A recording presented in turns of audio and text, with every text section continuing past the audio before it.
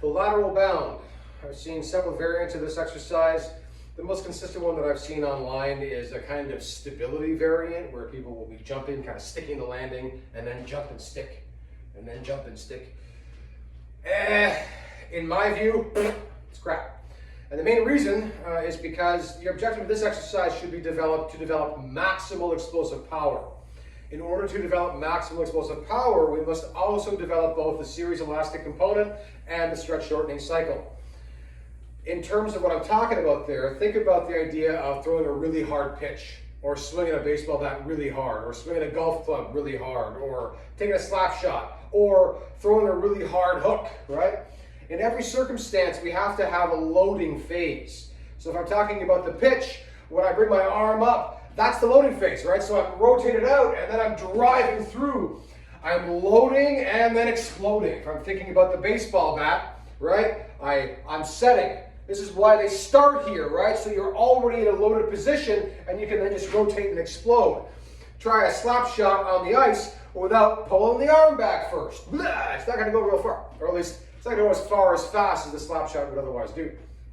In that context, we recognize the value of loading. And the issue, of course, is that when we're loading that position, we are lengthening the muscle fiber. If I jump and stop, I can't lengthen the fiber, which means I cannot utilize this exercise to develop an enhanced capacity for explosive power. In my view, there are other ways you can do stability that are actually more effective than that exercise. So today, what I'm going to show you is the load explode variant, right? Where we want to land, softly load, and then drive off. So we're going to start by choosing a leg to start off. In this case, I'm going to explode my right leg. So my left leg comes back and behind, right?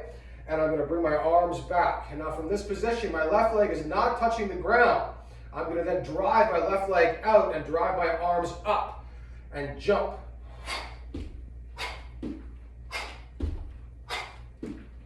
Just like so. Notice in that context, when I'm landing, I softly drift in a bit further and then explode out. That's my load phase. And then I explode off to the side, right?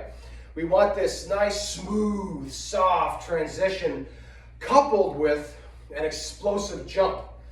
If you've not done this before, start shallow. Just get accustomed to the movement.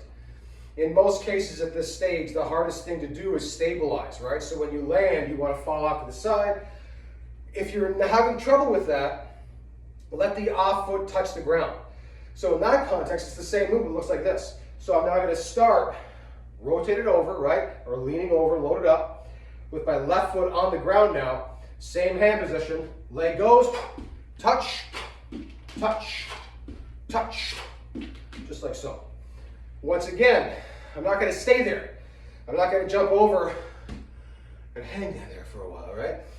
We have, for most people, you're going to have between 1 and 3 seconds of developing elastic potential power in the tendon, which you can then take advantage of on the explosion.